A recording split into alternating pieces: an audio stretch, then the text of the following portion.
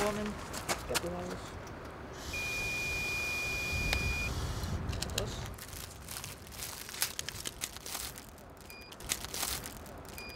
Nollaa näyttää, kiitos. Joo. Työkyvyn ylläpitäminen on tärkeää koko henkilöstön osalta ja tasainen rytmi työn, vapaa-ajan ja levon välillä on hyvin merkityksellistä töiden jatkuvuuden kannalta. Työskentelyolosuhteiden ollessa parhaat mahdolliset varmistetaan myös samalla työtehtävien paras mahdollinen eteneminen ja sitä kautta myös turvallisuuden ja laadun jatkuva parantaminen. Meillä on täällä Kemin kaivoksella valitettavasti poissaoloon johtaneita tapaturmia sattunut noin pari kappaletta, jotka on pääsääntöisesti ihmisen kulkemiseen ja liikkumiseen liittyviä työtapaturmia. Itse kaivostyö osataan kyllä tehdä suhteellisen turvallisesti. Kulkemiseen ja liikkumiseen liittyvistä tapaturmista, niin ovatko ne olleet lähinnä kaatumisia, liukastumisia tai sen tyyppisiä? Kyllä ne liukastelu, kompurointi ja siitä tulleet kaatumiset ovat pääsääntöistä. Itse kaivosolosuhteet on hyvin erilaiset verrattuna muun teollisuuteen.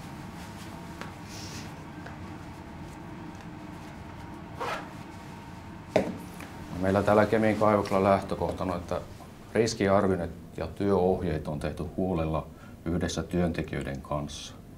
Mutta jokaisen on ilmoitettava havaitusta turvallisuuspuutteista, jotta voidaan tehdä asian korjaavat toimenpiteet ja myös on puututtava kaikkien ei-turvalliseen toimintaan. Minun mielestäni työsuojelun merkitys on hyvin suuri. Meidän kaikkien pitää kumminkin koeta työskentelevän turvallisessa kaivoksessa, jotta voimme palata aina työvuoron jälkeen perheemme ja läheistemme pariin. Meillähän on lähtökohtana perusvaatimukset täällä kaivostyöhön liittyen henkilösuojainten käytössä, mutta me olemme tehneet täällä riskien arviointeja, työhygienisiä mittauksia ja työterveyshuollon työpaikkaselvitykset ja niiden suositusten perusteella olemme valinneet henkilösuojaimet ja ohjastaneet niiden käytön. Miten hyvin työntekijät käyttävät mielestäsi näitä suojaimia?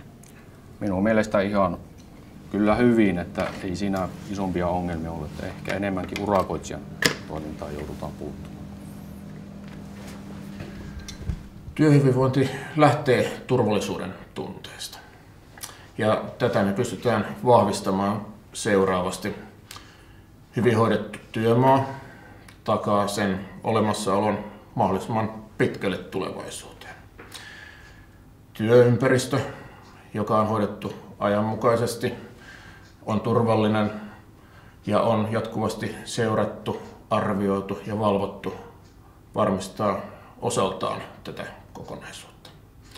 Työskentelyolosuhteiden säännöllinen arviointi, seuranta ja valvonta oman henkilöstön toimesta takaa päivittäisen kehittymisen tälläkin osa-alueella. Työvälineet, niiden ollessa mahdollisimman uusia, tarkoituksenmukaisia, tehokkaita ja siihen käyttöön parhaiten soveltuvia, ovat myös tärkeitä elementtejä tässä.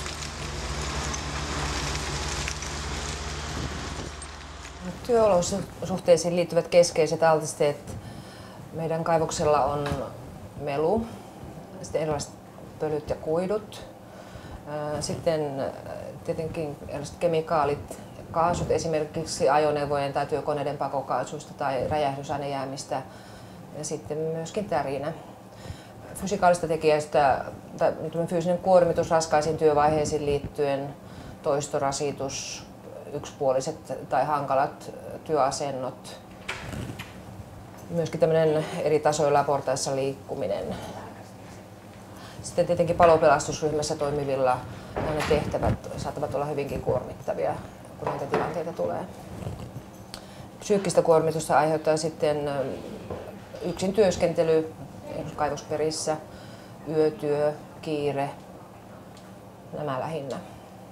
Meidän sairauspoissaoloista noin 1/3 johtuu tuki- ja liikuntaelinsairauksista. Näistä osa on työperäisiä, ei toki kaikki.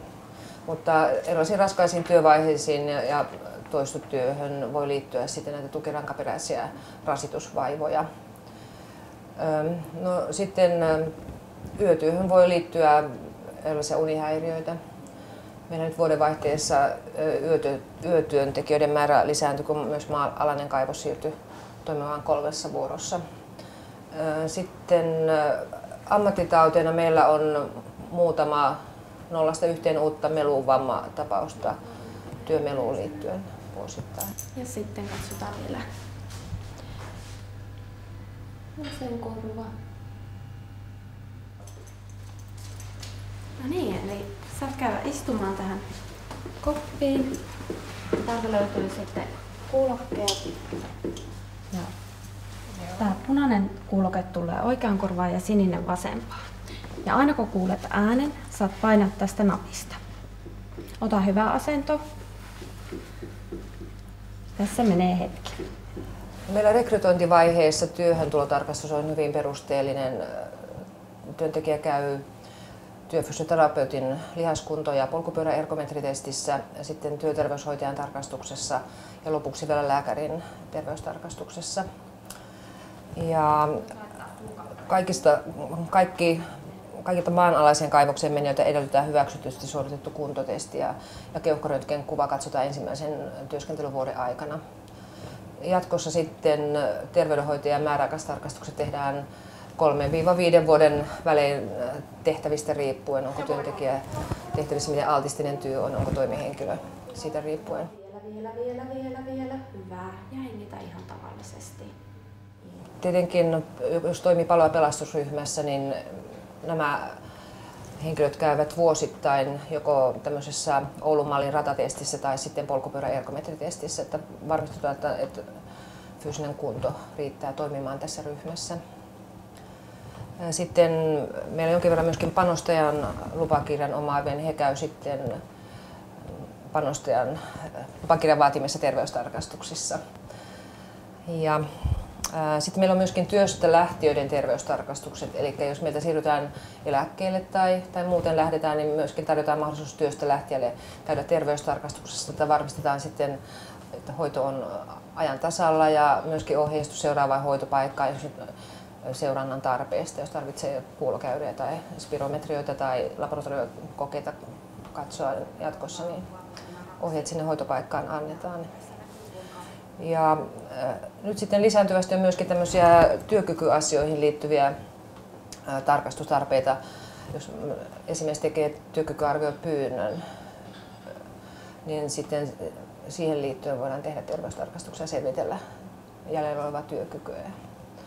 Sitten yhdessä työkykyneuvottelussa mietitään jatkotehtäviä. 2, 3. Työterveyshuollon tavoitehan on se työntekijän terveyden ja työkyvyn edistäminen kaikissa työuran vaiheissa, mieluummin mahdollisimman varhain. Että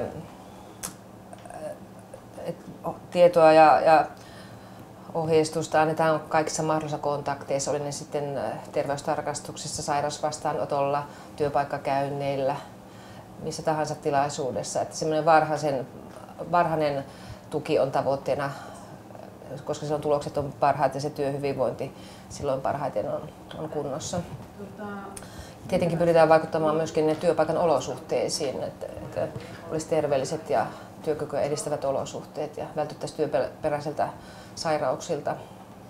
Myöskin tämmöisiä kansantautien hoitoa tehdään hyvin paljon ja ylipäätään sairauksien hoitoa, että se edistää myöskin työhyvinvointia. Ja tietenkin yksi osa meidän työstä on päihdeongelmiin puuttuminen. Että meillä on vastikään päivitetty päihdeohjelma ja siinä on tämmöinen varhaisen puuttumisen periaate, että puheeksi otettaisiin asia mahdollisimman varhaisessa vaiheessa, jolloin tuloksetkin on hoidosta paremmat. Ja uskon, että hyvin toimiva työterveyshuolto, niin se edistää työntekijän työhyvinvointia, on myöskin sitten tuotantoa tukeva tekijä yritystä ajatellen.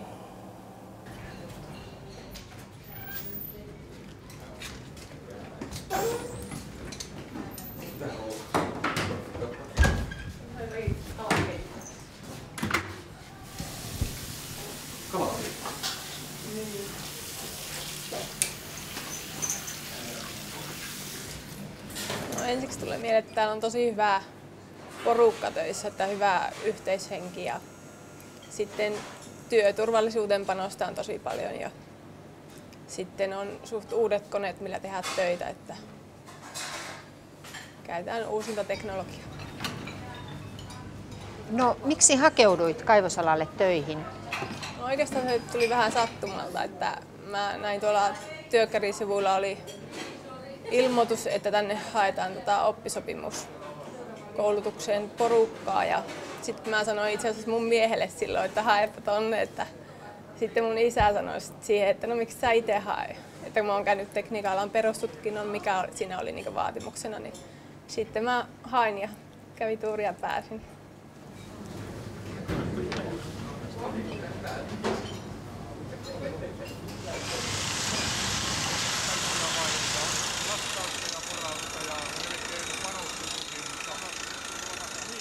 Mitkä ovat työntekijän keskeiset altisteet ja kuormitustekijät Outokummun Kemin kaivoksella?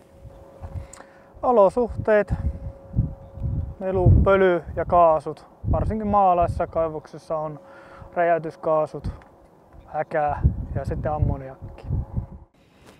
Miten kaivostyöntekijä itse voi vaikuttaa omaan työhyvinvointiinsa? Noudattaa annettuja ohjeita ja määräyksiä ja poistamalla vaaratekijöitä ja ilmoittaa vaaratilanteista ja tapaturmista välittömästi. Omaa työhyvinvointia pohtiessaan miettiä sitä, onko sosiaalinen elämä kondiksessa ja sitten muu fyysinen kunto kunnossa. Miten kaivos saadaan jatkossakin pidettyä hyvänä ja turvallisena työpaikkana? Motivoitunut ja innostunut henkilöstö pystyy tätä tekemään joka päivä omalta osaltaan. Ja tätä pystyy sitten työnantaja varmistamaan, jotta edellytykset tähän säilyisivät.